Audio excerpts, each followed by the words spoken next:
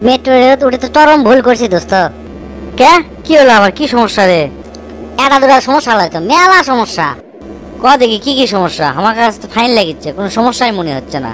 প্রথম সমস্যা হচ্ছে টিকিট কাগজের লয়, শক্ত কার্ডে লাগাতে, এ পকেটের থুতেও ঝামেলা, কারে কুড়ি বুড়ি করে তুমি ইচ্ছা মতো থমো, কত সুন্দর। সেটা আবার পাঞ্চ করা লাগে, ধরা লাগে মেশিনও, তারপর দরজা খুলে যায়। এলে কি রে, কন্ট্রাক্টর থাকবে, কন্ট্রাক্টর দেবো, লাভ দিয়ে উঠে যাবো, তাহলে ওই ধরা লাগবে ইটি। আরও সমস্যা আছে শোন, আমরা যখন ট্রেনে যাই তখন অনেক সময় টিকিট কাটিই না, টিটি আমার ধরেই না, বা যদি আসে ফুস করে বাথরুমের মধ্যে ঢুকি, বাইরে চলে গেলে বাড়ায়, টিকিট কাটাই লাগে না। আর এটি কি সিস্টেম, টিকিট ছাড়া ঢোকাই যাবি না, আবার যদি কাছের টিকিট কাটিস, কাটে যদি দূরে নামিস সেটাও হবি না, আবার সে টাকা দিয়ে তারপর তোকে নামা লাগবি। কি একটা ঝামেলা লয় ক। আচ্ছা তুই কোথা থাক, কড্ডি সমস্যা আছে ক, আমি লাস্টে তোর কথার উত্তর দেবো। তারপর সিট দেখছো কেন শক্ত, লোহার লাগান্তি প্লাস্টিকের সিট, আমার নিচের হাড্ডি লড়ে উঠলো আর বেদনা ধরে গেল একবারে। তারপর হাঁকা মতো জায়গা নাই, এখন যদি আমার 1 নম্বর 2 নম্বর চাপে, তাহলে আমি হাঁকবো মত কেঙ্কা করে রে।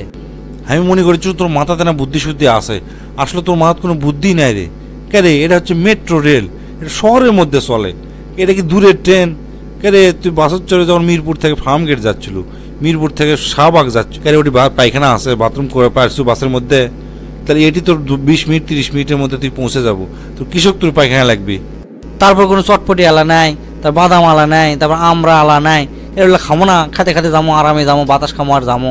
আমাদের হিজড়ারা উঠে টেকা চায়, তালি তুলি মারে, ওর সাথে নিয়ে আর কি ভেজলামি করি, মজা করি, সেটাও করা পারছি না। ওরা দিকে টিকিট ছাড়া ওঠে, আমাদের টিকিট ছাড়া কেউ উঠতেও পারবি না, কি একটা টেনশন লয় ক। শোন, বিদেশত বুঝছো এমন পরিষ্কার, ট্রেন কো বাস কো বাইরে রাস্তাঘাট সব কিছু পরিষ্কার, মানে পানের পিক ফেলান পারবো না, ইনকে পরিষ্কার মনে কর। তা আমাদের রাস্তাঘাট শুতে থাকা যাবি, গাও ময়লা ভরবি না। তো সিংকা এই মেট্রো রেল এটা আমাকে একটা সম্পদ, কেন বাদাম খা, বাদামের খোসা ফেলে দেবে, ময়লা হবি না। তারপরে তুই ইটা খাবো, সিটা খাবো, শোঁচা খাবো, ফেলে দেবো, ময়লা হয়ে দেবি।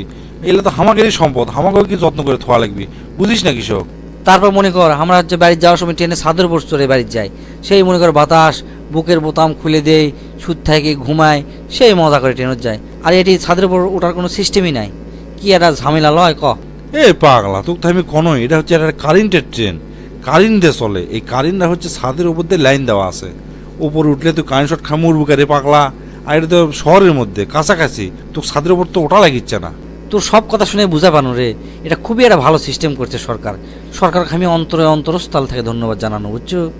কেবল তাহলে বুঝলো আমাকে দেশে উন্নত হচ্ছে। কে রে, আমাকে যে যানজট, ঘন্টার পর ঘন্টা বসে থাকা লাগে, এই ট্রেনে কোনো যানজট নাই, কিচ্ছু নাই, আমরা যেটি ইচ্ছা সেটি সাথে সাথে যাওয়ার পারিচ্ছি। এর চেয়ে আর কি সুবিধা লিব ক।